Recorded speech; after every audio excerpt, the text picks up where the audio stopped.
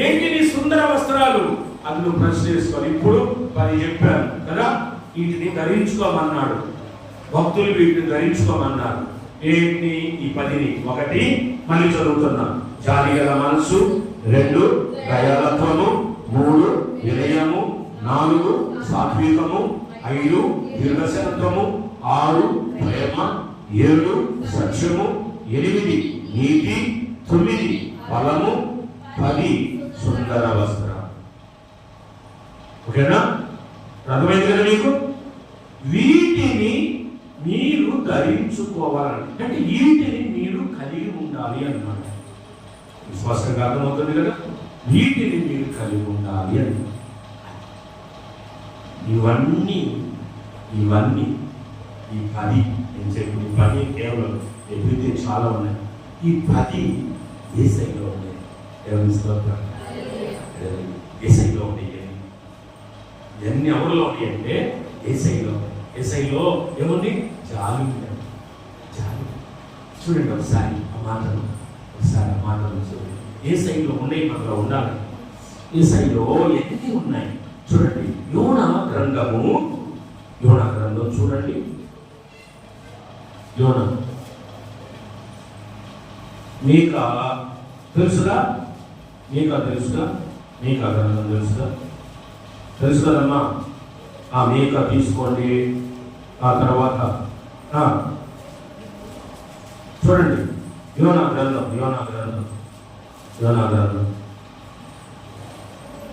మీకాకి ముందు ఉంటుంది యోనా.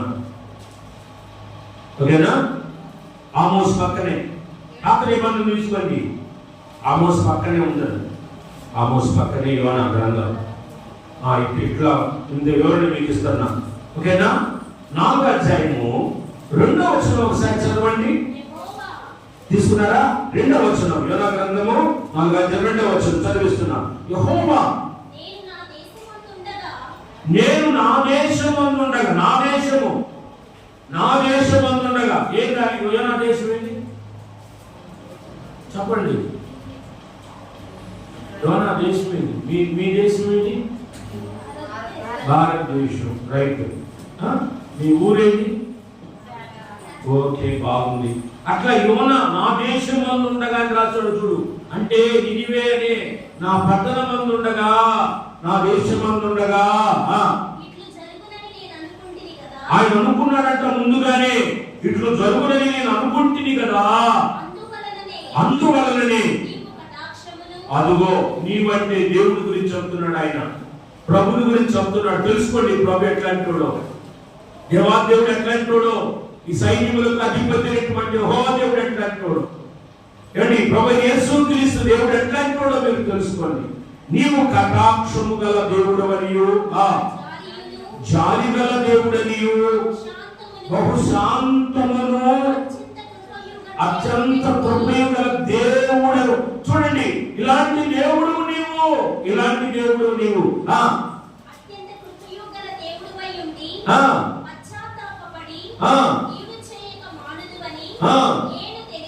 నేను తెలుసుకున్నా నీ గురించి, నేను తెలుసుకొని నేను ఏం చేస్తాను తెలుసా?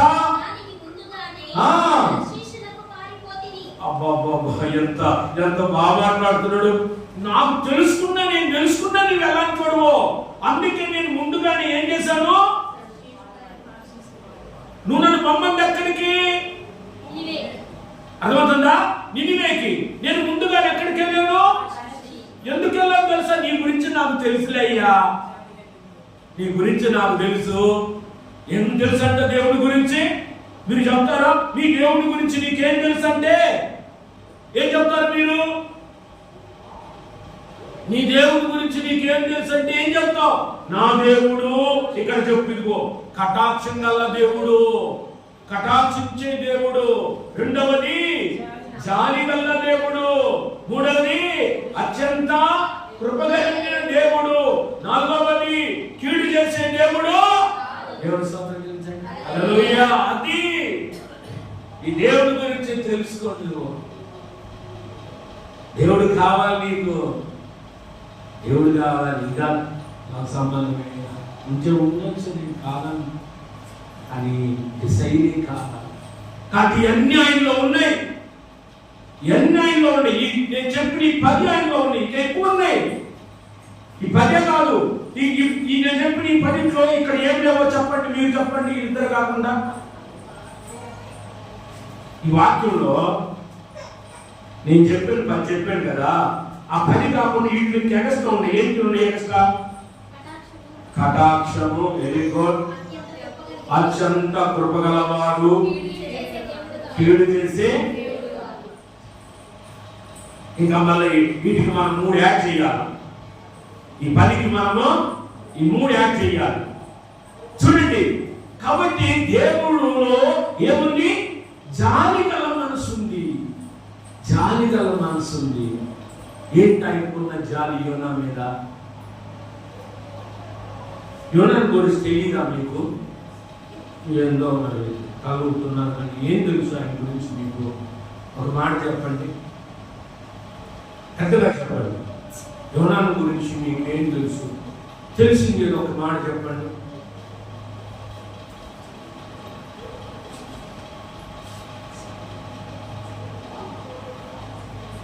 చెప్పండి, మీరు చెప్పండి. చెప్పండి చెప్పండి. మీరు సండే స్కూల్లో చెప్తున్నాను కదా, ఏం చెప్పండి. గట్టిగా చెప్పు, లేచి నిలబడి చెప్పు.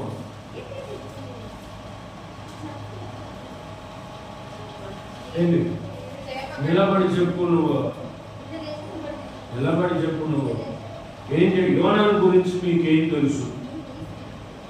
నేను చెప్తా, వినండి. నేను ప్రవక్త నినివే పట్టణంలో ఉన్నాడు. ఆ నినివే పట్టణానికి వెళ్ళమని చెప్పాడు యోనాకి. ఆయన ఎందుకో ఆ పట్టణానికి వెళ్ళడం ఇష్టం లేక, ఎందుకంటే భయం ఇష్టం లేక, భయం అక్కడ మంచోళ్ళు కాదని ఆయన ఏం చేశాడు?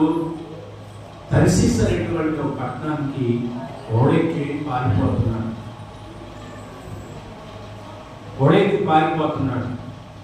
పారిపోతే ఓడెక్కి అడుగు బాగా నిద్రపోతున్నాడు. ఆయన ఓడలో నిద్రపోతున్నాడు.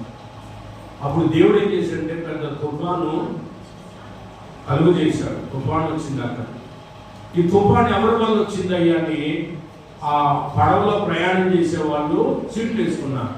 అది యోనా మీదకి వచ్చింది. అప్పుడు ఎవరైనా ఈ యోనాని ఆ పడవలో చూస్తే నిద్రపోతున్నాడు, గాఢ నిద్ర. తట్టేరు లేచి అంటానే ఉన్నారు, పోయి అట్లా ఉన్నారులే. ఇప్పుడు అవన్నీ నేను చెప్పదలుచుకోవాలి. కాబట్టి ఈ నిద్రపోతా లే అన్నారు. లేచాడు. ఎవరు నువ్వు అన్నాడు. చెప్పాడు, పలానా వ్యక్తిని, నేను హెబ్రీయుడిని, దేవుడి దాసుడిని, దేవుడి సేవకుడిని అని చెప్పుకొచ్చాడు.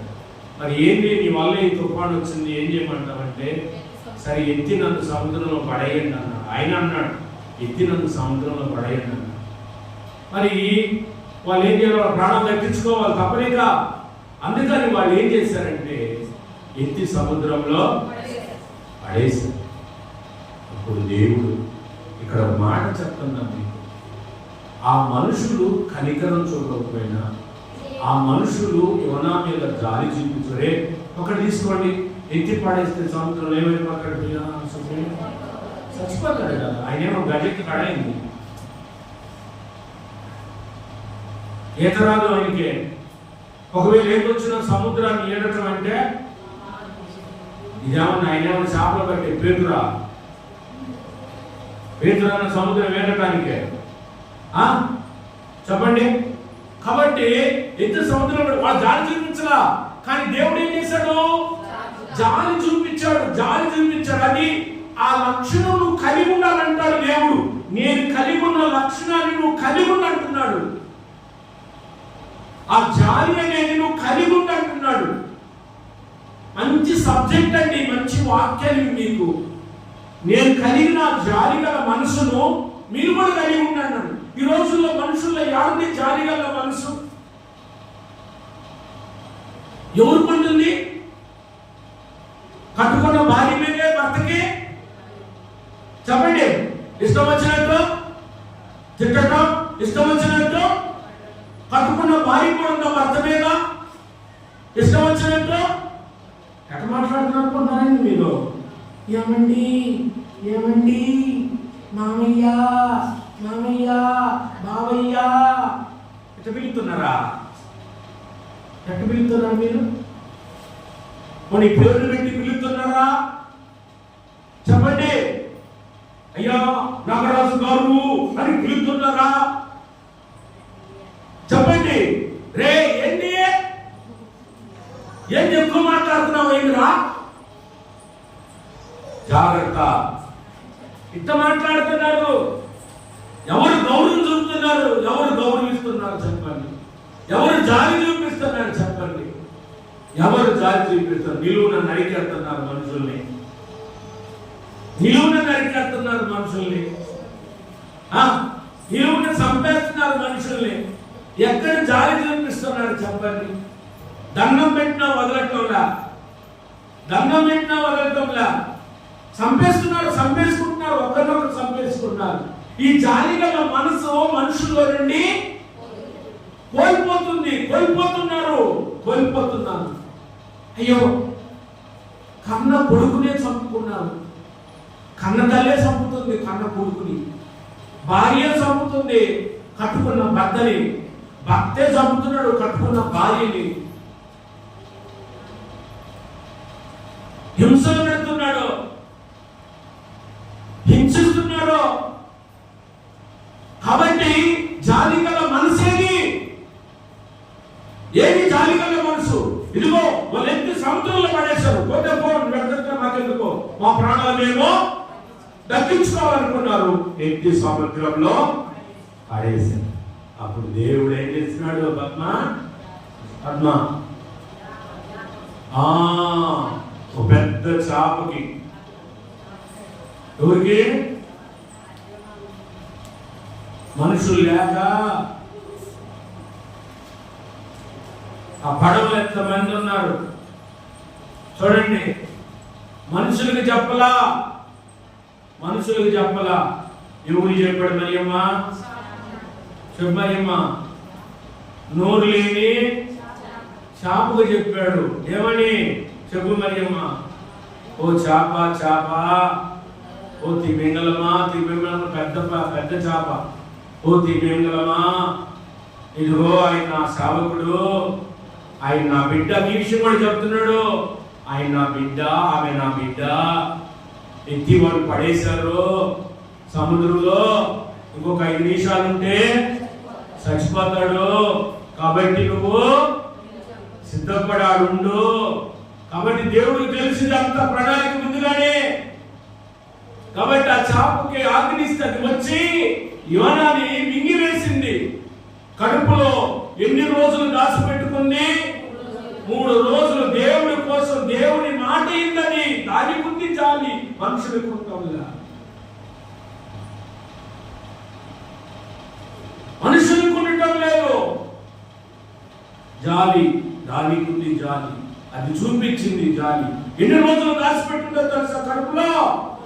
పాపం ఇంకా తినటం కూడా మానేసింది ఆయన కోసం.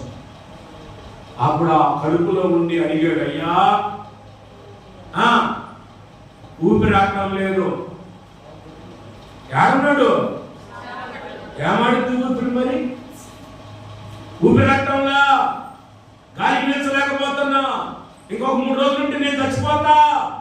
కాబట్టి నన్ను ఈ చాప కడుపులో నుంచి బయటకు తీసి నువ్వు చెప్పు దానికి ఆగ్ని అని చెప్పి మళ్ళా దేవుడు ఏం చేశాడంటే మళ్ళా చాప కాగిలిస్తే ఇలాగా ఇవ్వండి. మింగింది పరిశీలికి వెళ్తున్నాడు కదా, మార్గ మధ్యలో మింగింది. కానీ మళ్ళా వదిలేసింది అక్కడ. ఇప్పుడు చెప్పండి, దేవుడు సప్ల కొట్టడు అసలు. అది దేవుడు గొప్పతనం అండి. ఈ గొప్పతనం నా గొప్పతనంగా దేవుడు గొప్పతనం. ఆయన జాలి గల మనసు. మళ్ళా నీవే పట్టిన ఒడ్డున, ఆ ఒడ్డున కక్కేసి మళ్ళీ సముద్రంగా కక్కిందనుకో. చూడు పాయింట్స్ అవుతాయండి ఇవన్నీ. తెలివి ఉంది నాకు. దేవుడు ఆ తెలివి ఇచ్చాడు. దేవుడికి స్తోత్రం. నేను ఆయన దండం పెట్టుకుంటున్నా. దేవుడు నాకు ఆ జ్ఞానం ఇచ్చాడు. మళ్ళీ సముద్రంలోనే కక్కినీగా సముద్రంలో కక్కితే మళ్ళీ ఏం చేయాలా? ఎత్తుకొట్టుకోవాలి సతంగా. అందుకని ఒడ్డుని కక్కేసింది. అప్పుడు ఆ నిలువెట్టు కడితే ఇప్పుడు ఓయిసెప్పు ఈ నిలువే పట్టణ ప్రజలు కన్నా ఎంత జాలి కలవాలి, ఎంత జాలి కలవాలి.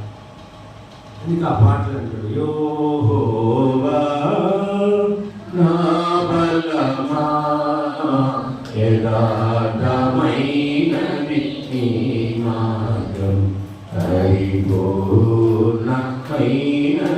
నీ మార్గం. యెహోవా నా సేవకుడు నన్ను చూడినను నరకపు వాసము కరిగాడినను.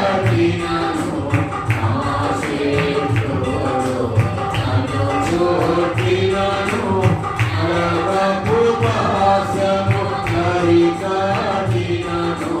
కరగవలే భక్తి దీనుల పోలిన, కరగవలే భక్తి దీనుల పోలిన. యులోవదనను ఎడబాయని, యులోవదనను ఎడబాయని దేవా. యెహోవా నా బలమా యథార్థమైనది నీ మార్గం పరిపూర్ణమైనది నీ మార్గం. యెహోవా దయగలవాడివై అతిథులైనలా నికటము చూపుడు. దయగలవాడివై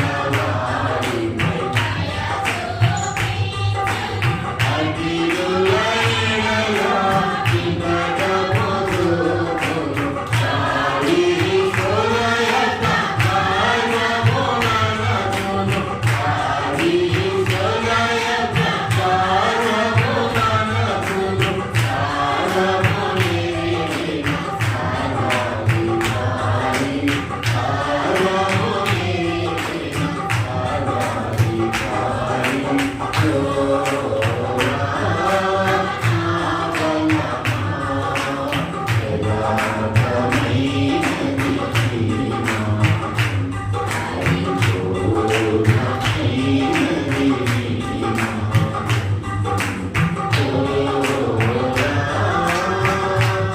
సహోదరి సహోదరుడా, మధ్యాహ్నకాల సమయంలో నీవు కూడా అలాంటి దయగలిగిన వాడిగా, దయగలిగిన వ్యక్తులుగా, జాలి కలిగిన వ్యక్తులుగా నీవు ఉండాలి.